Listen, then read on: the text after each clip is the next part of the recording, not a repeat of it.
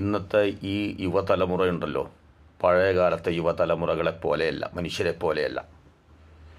പഴയ കാലത്ത് കാര്യമായ വിദ്യാഭ്യാസം നേടിക്കൊടുക്കുവാനും അവർക്കാവശ്യമായ വാഹനങ്ങൾ വാങ്ങിക്കൊടുക്കുവാനും ഫോൺ വാങ്ങിക്കൊടുക്കുവാനും അവരാഗ്രഹിക്കുന്ന തരത്തിലുള്ള ഭക്ഷണം കഴിക്കുവാനും മാതാപിതാക്കളുടെ കയ്യിൽ പണമുണ്ടായിരിക്കില്ല. ആ കാലഘട്ടം അങ്ങനെയായിരുന്നു. ആ കാലഘട്ടത്തിൽ പിതാവ് എന്തൊരു തൊഴിലാണോ ചെയ്യുന്നത്, ഏകദേശം വിദ്യാഭ്യാസത്തിൽ എത്തും. ഒരു 5ാം ക്ലാസ്സോ 6ാം ക്ലാസ്സോ എങ്ങനെയും പഠിക്കും.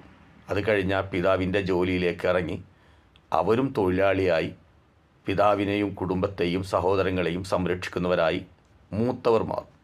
അതിൻ്റെ താഴെയുള്ളവർ വീണ്ടും അത് കണ്ടുപഠിച്ച് അവരും ഇത്തരം തൊഴിലുകളിലേക്ക് ഇറങ്ങും. ആ കാലഘട്ടത്തിൽ മാതാവിനെയും പിതാവിനെയും തല്ലിക്കൊല്ലുന്ന മക്കളില്ല. കാരണം അവർക്ക് ഉന്നത വിദ്യാഭ്യാസമില്ല, ആഡംബര വാഹനങ്ങളില്ല, ചെത്തിപ്പൊളിക്കാൻ അതല്ലെങ്കിൽ ഒറ്റയ്ക്കിരുന്ന് രഹസ്യങ്ങൾ കാണുവാനും അനാവശ്യങ്ങൾ കണ്ടുപിടിക്കുവാനും അങ്ങുമിങ്ങും രഹസ്യമായി സന്ദേശങ്ങൾ അയക്കുവാനും അനാവശ്യമായ കൂട്ടുകെട്ടിനു വേണ്ടിയോ അവർക്ക് ഫോണുകളില്ല. ആ കാലഘട്ടത്തിൽ ആശാരിയായ അച്ഛൻ മക്കളെ വിദ്യാഭ്യാസത്തിന് കൊണ്ട് ചെന്ന് ചേർത്ത് വിദ്യാഭ്യാസം ഒരു 5ഓ 6ഓ ക്ലാസ് കഴിയുമ്പോഴേക്കും പിതാവിൻ്റെ സാമ്പത്തിക ശേഷിയുടെ കുറവ് കൊണ്ട് കഴിവില്ലാത്തതുകൊണ്ട് അവർ വിദ്യാഭ്യാസം നിർത്തും. അച്ഛൻ്റെ കൂടെ തൊഴിലിന് പോകും. അങ്ങനെ അവനും നല്ലൊരു ആശാരിയായി മാറും. ഒരു കടൽ തൊഴിലാളിയാണെങ്കിൽ ഇതേപോലെ തന്നെ 2ാം ക്ലാസ് 3ാം ക്ലാസ് കഴിയുമ്പോഴേക്കും അവർക്ക് വിദ്യാഭ്യാസത്തിൻ്റെ ആവശ്യമില്ല. അച്ഛന് എന്ത് തൊഴിലാണോ ചെയ്യുന്നത് ആ മത്സ്യത്തൊഴിലാളിയായി അവൻ മാറും.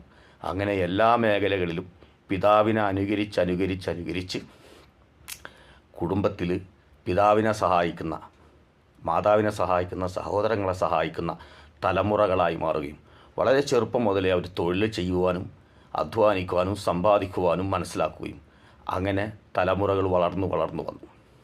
ഈ കാലഘട്ടത്തിൽ ഉള്ള മനുഷ്യർ നമ്മൾ കഷ്ടപ്പെട്ടതുപോലെ നമ്മളെ മക്കൾ കഷ്ടപ്പെടാൻ പാടില്ല എന്ന് പറഞ്ഞുകൊണ്ട് അനാവശ്യമായ ചിന്തയിൽ അവർക്ക് വിദ്യാഭ്യാസം, അച്ഛനും അമ്മയും തണ്ടൽ മുറിഞ്ഞാലും വേണ്ട, ജീവിതം തകർത്ത് കളഞ്ഞാലും വേണ്ട, പരിപൂർണമായി സമയം ചിലവാക്കി അധ്വാനിച്ച് മൊബൈല്, വാഹനങ്ങൾ, കാറ് എല്ലാ സൗകര്യം ചെയ്തു കൊടുത്ത് അധ്വാനിക്കാനുള്ള ടെൻഡൻസി അവർക്കില്ലാതെയാക്കി എന്നല്ല, മാതാപിതാക്കൾ അകപ്പെട്ടു പോകുന്ന കടങ്ങളിൽ ഒരു സഹായത്തിന് നിൽക്കേണ്ട 23 22 വയസ്സുള്ള മക്കൾ അവർക്ക് അതിനുള്ള പ്രചോദനം കൊടുക്കാത്തതിൻ്റെ കാരണത്താൽ അങ്ങനെയുള്ള കാഴ്ചപ്പാടുകൾ അവർക്കില്ലാതെ അവസാനം കൊലയാളികളായി, തമ്മാടികളായി, ഡ്രഗ്സ് വിൽക്കുന്നവരായി, അക്രമികളായി മാറുന്നു.